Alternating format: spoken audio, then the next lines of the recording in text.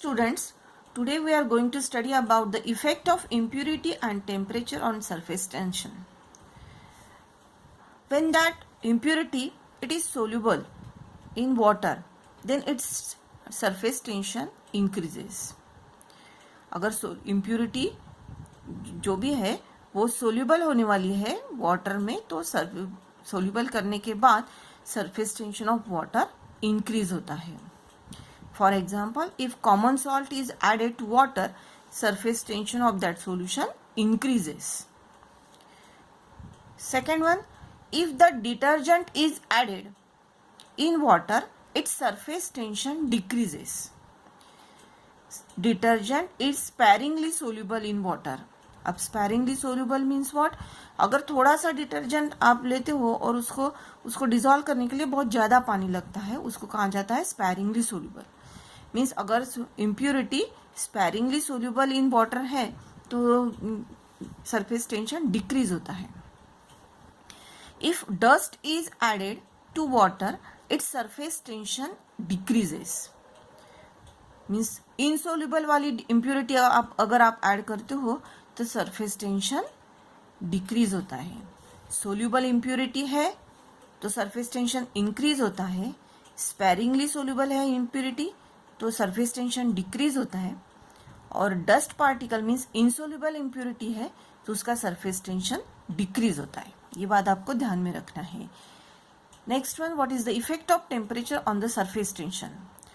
Surface tension अगर temperature आप increase करते हो तो सरफेस टेंशन डिक्रीज होता है. जैसे कि कोई कपड़े के ऊपर के दाग है, उसको निकालने के लिए अपन गर्म पानी यूज करते हैं. तो अगर टेम्परेचर आपने इंक्रीज किया है वाटर का तो उसका सरफेस टेंशन कम हो जाता है और कपड़े अच्छे निकलते हैं. ठीक है. ऐसे कुछ सब्सटेंसेस है जैसे कि molten copper, molten cadmium. Molten means पिघला हुआ कॉपर, पिघला हुआ cadmium. These are these liquids in which if temperature increases surface tension increase होता है. वाटर केस में टेम्परेचर इंक्रीज किया तो सरफेस टेंशन डिक्रीज हुआ. ये दो केसेस में क्या होता है, ये लिक्विड केस में टेम्परेचर इंक्रीज करने के बाद सरफेस टेंशन इंक्रीज होता है. Third point, eight critical temperature surface tension of the liquid become zero. ये इतना सेंटेंस ध्यान में रखना है. क्रिटिकल टेम्परेचर के ऊपर सरफेस टेंशन लिक्विड का जीरो होता है. अब ये क्रिटिकल टेम्परेचर क्या है वो थर्मोडायनामिक्स में देखेंगे. Next one, that is what is angle of contact. This one is very important topic and slightly difficult to understand. See here, अगर कोई भी कंटेनर लिया आपने ग्लास का और उसमें लिक्विड डाला है तो ये लिक्विड का फ्री सरफेस हो गया. It is in contact with the glass. अब ये लिक्विड सरफेस जो है वो लिक्विड सरफेस कुछ शेप फॉर्म करता है. Either it forms concave shape or the convex shape. See here, ये आपका ग्लास और लिक्विड वाला फ्री सरफेस है.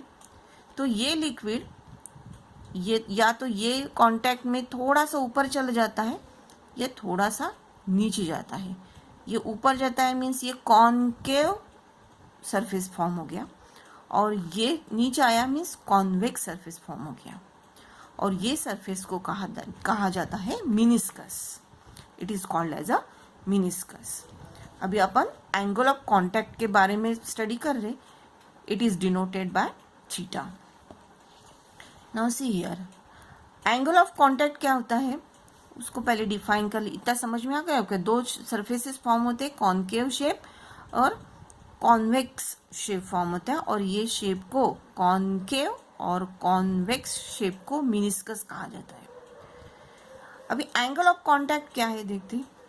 It is the angle between tangent drawn to the free surface of liquid and surface of solid at the point of contact measured into the liquid. It is called as a angle of contact. अभी देखो, if the angle between tangent drawn, ये अगर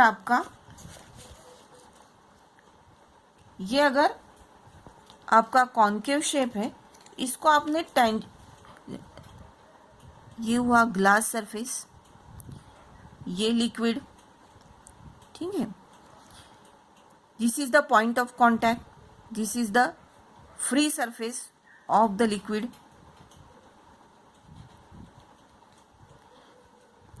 आपको कहा गया it is the angle between tangent drawn to the free surface.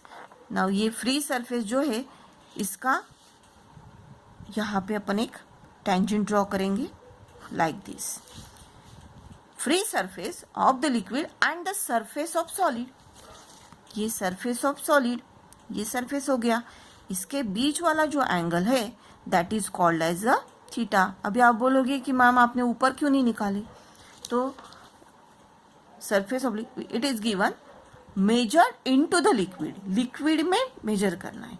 ये tangent हो गई, ये सरफेस हो गया सॉलिड का, और इनके बीच में जो एंगल फॉर्म होगा इन द लिक्विड, ये पूरा लिक्विड है, that is called as a angle of contact, it is denoted by theta. अभी देखो वाटर और ग्लास के बीच में जो एंगल ऑफ कॉन्टैक्ट बनेगा दैट एंगल ये लेस देन 90 डिग्री हो गया, that is theta is less than 90।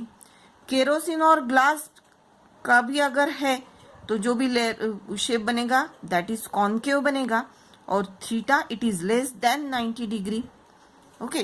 But in case of means जो हाथ को चिपकता है that liquid forms the concave shape. अभी देखो ये अगर अपन ये मर्क्यूरी लेते, मर्क्यूरी लिक्विड है और ग्लास, मर्क्यूरी हाथ को चिपकता नहीं, उसको हाथ में लेने के बाद अगर डाले तो वो निकल जाता है, ठीक है। तो यहाँ पे एंगल ऑफ कॉन्टैक्ट कैसे रहेगा, the convex shape is form in case of mercury and the glass. Now this is the angle, this is the contact between glass and this layer, okay। If we draw a tangent to this surface and ये आपका surface of solid हो गया, इनके बीच वाला, इनके इसमें का angle of contact कौन सा होगा, ये वाला होगा, क्योंकि मेजर इनटू द लिक्विड। समझ में आ गया, ये नहीं रहेगा measure in the liquid, this is theta. Now this theta is greater than 90 degree, means whenever convex shape is formed theta is greater than 90, and this convex shape is formed in case of mercury and the glass। अब ये convex shape क्यों form होता है, concave shape क्यों form होता है, it is made up because of adhesive and cohesive effect.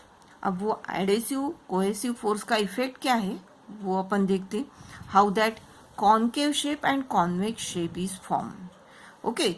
आपको यहाँ पे एंगल ऑफ कॉन्टैक्ट की डेफिनेशन याद रखना है, it is the angle between tangent drawn to the free surface of the liquid and the surface of the solid। ये हो गया इसको tangent, और ये surface of the solid, इसके बीच वाला angle in the liquid measured into the liquid is called as a angle of contact। Now we will see what is the shape of the meniscus, how it is formed। First one, how that concave meniscus is formed। We know that now concave meniscus is formed whenever theta is less than 90, means acute angle of contact रहेगा तब, और वो कौन से इसमें form होता है, water और ग्लास के इसमें। ये आपका कंटेनर है, इसमें वाटर लिया हुआ है, ठीक है। तो अगर आपने यहाँ का एक मॉलिक्यूल कंसीडर किया, फिर से डायग्राम निकालते हैं, ये वाला पोर्शन और ये वाला पोर्शन। यहाँ पे देखो ये हुआ आपका ग्लास और ये वाटर, ये आपका मॉलिक्यूल, उसके सराउंडिंग में ये रहेगा sphere of influence, okay. Sphere of influence हो गया। अभी ये मॉलिक्यूल और यहाँ के मॉलिक्यूल, वाटर और ये वाटर वाला, इनके बीच में कोहेसिव फोर्स रहेगा। वाटर और ग्लास के बीच में एडेसिव फोर्स रहेगा, और ये मॉलिक्यूल और एयर मॉलिक्यूल, इनके बीच में एडेसिव फोर्स रहेगा। But in case of whenever that concave meniscus is formed, कब फॉर्म होता है, whenever that adhesive force।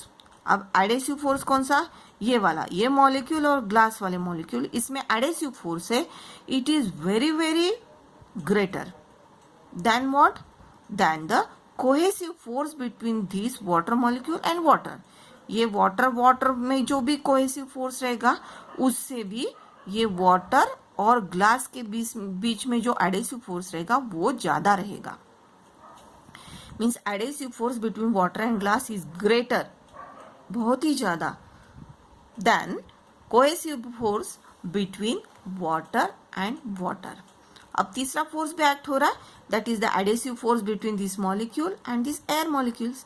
Means air और वाटर के बीच में जो एडेसिव फोर्स है that is negligible, so it can be neglected.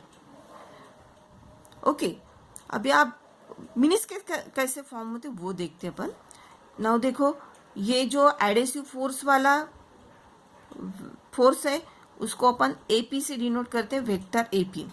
जो रहेगा वाटर और ग्लास के बीच में एपी, वो बहुत बड़ा है इसीलिए बड़ा वेक्टर निकाले. Then cohesive force between water, जो एक्यू रहेगा वाटर मॉलिक्यूल और ये वाटर, सो वाटर में कोहेसिव फोर्स वो छोटा है इसीलिए छोटा. समझ में आ गया आपका. अभी आपको इसका रिजल्टेंट निकालना है by using this parallelogram law of vector addition. ये दोनों वेक्टर्स की यहाँ पे टेल है और टेल से लेके जो भी एक पैरेललोग्राम फॉर्म कर लेंगे, ये पैरेललोग्राम बन गया और इसका रिजल्टेंट ये टेल से ये आर हो गया, दैट इज द रिजल्टेंट. समझ में आ गया आपको. अभी ये रिजल्टेंट जो रहता है वो resultant it forms 90 degree angle with this free surface. इसीलिए ये जो भी वाटर का सरफेस था वो स्लाइटली नीचे आ गया ताकि ये एंगल आपका 90 डिग्री बन जाए. समझ में आ गया. तो यहाँ पे जो भी एंगल फॉर्म, जो भी मिनिस्कस फॉर्म हो जाएगा that is your concave meniscus. क्योंकि वाटर की एक प्रॉपर्टी है, देखो ग्लास में अगर आपने वाटर लिया तो जो भी रिजल्टेंट है वो डाउनवर्ड डायरेक्शन में और उसका सरफेस जो है इट फॉर्म्स 90 डिग्री एंगल. उसको आपने अगर थोड़ा सा टिल्ट किए तो जो भी रिजल्टेंट है वो डाउनवर्ड डायरेक्शन में रहेगा, that is the gravitational force. तो ये जो भी सरफेस रहता है वो ऐसे हो जाता है, कभी ऐसे लेवल नहीं रहेंगी, so it forms 90 degree angle. Okay, so in case of liquid which partially wets the solid surface, in that case theta is less than 90 degree. In that case adhesive force is greater than cohesive force, so concave meniscus is formed. This adhesive force is greater than cohesive force, therefore theta is less than 90 degree and concave meniscus is formed. Is it clear to you? ये कहाँ पे बनता है? That is in case of water and glass. Second case, convex meniscus कब form होगा? Whenever theta is less than 90 degree means theta is greater than 90 degree, obtuse angle of contact is formed. It is, and that meniscus is a convex meniscus. Mercury और glass के बीच में ये convex meniscus form होता है. See here, again this is mercury and glass. ये contact का जो मॉलिक्यूल है स्फीयर ऑफ इन्फ्लुएंस हो गया. स्फीयर ऑफ इन्फ्लुएंस केस में अभी देखो दैट कोहेसिव फोर्स, ये जो मर्क्यूरी का मॉलिक्यूल है और यहाँ का मर्क्यूरी, इनके बीच में जो कोहेसिव फोर्स रहेगा वो बहुत ही ज़्यादा रहता. पहले इसमें अपन ने देखे थे that cohesive force between water and water वो एडेसिव फोर्स से कम रहता है. इसमें कोहेसिव फोर्स एडेसिव फोर्स से ज़्यादा रहता है. ठीक है, तो और adhesive force between mercury and glass में का जो भी रहेगा it is less. It is denoted by vector AP and cohesive force it is denoted by AQ. यहाँ पर देखो ये एपी छोटा है और एक्यू बहुत बड़ा है. तो पैरेललोग्राम फॉर्म करने के बाद पैरेललोग्राम वेक्टर एडिशन से रिजल्टेंट जो बन गया ये रिजल्टेंट हुआ. रिजल्टेंट कैसे फॉर्म करते? इसको एक टेंजेंट बनाएंगे और ये सरफेस और ये टेल से यहाँ पर, समझ में आपको ये हो गया. यहाँ से यहाँ का जो एंगल है वो greater than 90 degree. Means whenever cohesive force is greater then adhesive force surface becomes convex. The liquid which does not wet the solid surface, in that case theta is greater than 90 degree and in that case convex meniscus is formed. Next two cases we will study in the next class. Thank you.